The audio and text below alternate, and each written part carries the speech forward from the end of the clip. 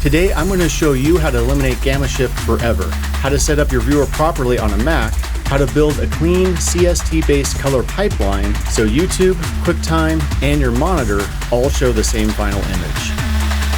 Let's start with gamma shift. Gamma simply controls how bright the middle of your image appears. Not the shadows, not the highlights, the midtones. On a Mac, QuickTime and Safari use a system called Color Sync, which applies the display's ICC profile. If your display is wide-gamut, like a MacBook Pro, iMac, or most modern monitors, Color Sync changes how Rec. 709 video looks unless Resolve accounts for it. That's why the viewer inside Resolve used to look different from QuickTime, and that's why people used Rec. 709A as a workaround. But in Resolve 20.2.2, Blackmagic fixed this. There are now two important viewer settings on a Mac. The first is Use Mac Display Color Profile for viewers. This hands Resolve's viewer over to Color Sync so your viewer matches macOS, Safari, and QuickTime. The second is the new option. Viewers match QuickTime Player when using Rec. 709 Scene. Even though we're not using scene-based color management in this workflow, these two options are what fix the old gamma mismatch. For almost every Mac user, whether you're on an iMac, a MacBook Pro, or a Mac Studio with a normal external monitor, you should leave Use Mac Display Color Profile for viewers turned on. Turn it off only if you're grading exclusively on a reference monitor connected through a DeckLink or Ultra Studio device, where you want Color Sync out of the picture entirely. No pun intended. Now let's set up the project. We're using the DaVinci YRGB workflow, non-color managed, and we're controlling color using a color space transform node. This gives you a predictable pipeline and eliminates hidden transforms that can introduce errors. Open project settings, and under color management, set the color science to DaVinci YRGB. Set timeline color space to DaVinci wide-gamut intermediate, and for output color space, set it to Rec. 709 Scene. This is not the final transform, it just ensures your scopes, overlays, and resolve tools behave predictably. Next, build your node tree. Do all your grading in normal RGB space. Set your input color space and input gamma to match your camera or log profile. Your final node, the output node, should always be a color space transform. Set output color space to Rec. 709 and output gamma to 2.4. Make sure Use Forward OOTF is turned on. This CST ensures your video is output in the correct display referred gamma and removes the need for Rec. 709A. Rec. 709A is now considered a legacy workaround. It was only needed because QuickTime used to brighten video on wide-gamut Mac displays. Resolve 20.2.2 fixes this using proper viewer transforms. So Rec. 709A should not be used unless you are delivering specifically for legacy Apple workflows. Now let's talk about tags. When Resolve exports your file, it attaches NCLC metadata that tells YouTube and QuickTime how to interpret your color. For standard Rec. 709 SDR, the correct tag combination is 111. That means color primaries 1, transfer characteristics 1, matrix coefficients 1.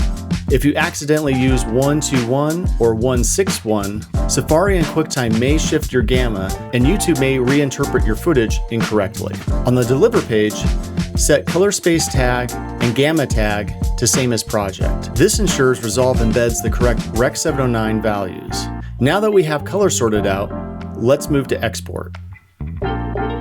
Start by cleaning up your footage if needed. Noise reduction reduces bitrate because the encoder doesn't have to describe random variations. Cleaner footage means fewer artifacts and better YouTube quality at the same bitrate. Go to your project settings and set the timeline resolution to 3840 by 2160 or 4K. There's also a tab in the upper right corner that you can click on and you can change it there.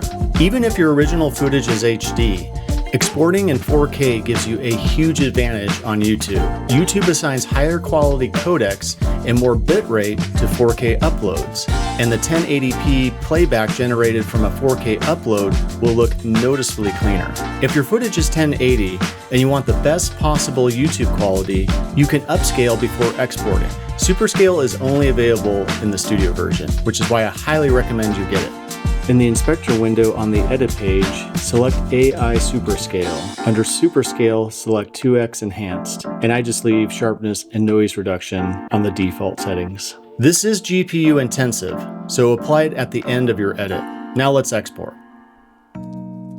For your codec, use H.264. H.264 is the most compatible and predictable codec for YouTube. Set your resolution to 4K. And like I said before, this will trigger YouTube's higher quality encoder. For quality mode, set it so that it restricts to 80,000 kilobits per second.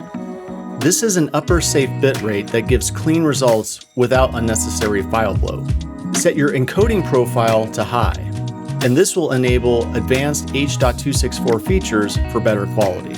Set entropy mode to CABAC. This is more efficient than CAVLC because it reduces artifacts and file size.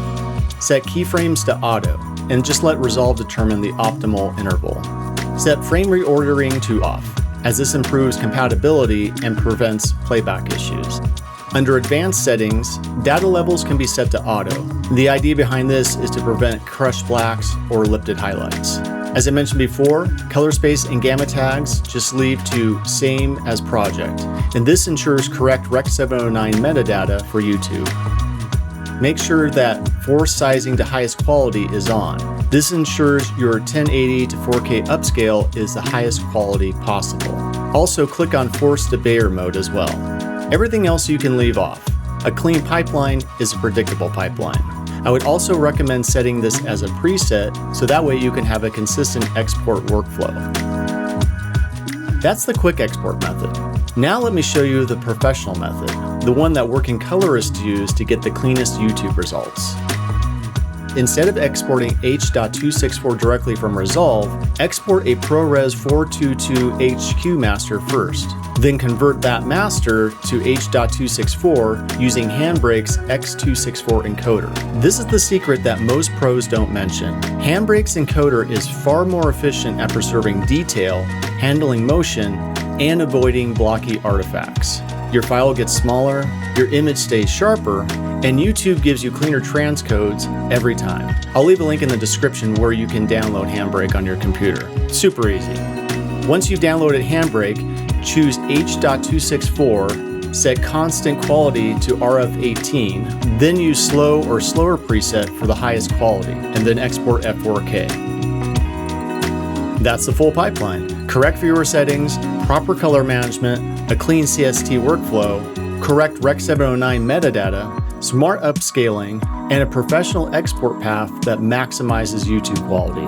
If you have any questions, drop them in the comments. And if you want my export presets and CST templates, you can download them using a link in the description. And if this video made your workflow a little easier, hit that like button. It helps me more than you think. If you want more straightforward tips on shooting and editing better car content, go ahead and hit subscribe. I'm Andrew Cooper at andrewcoopervideo.com. Thanks for hanging out with me today, and I'll see you in the next one. Take care.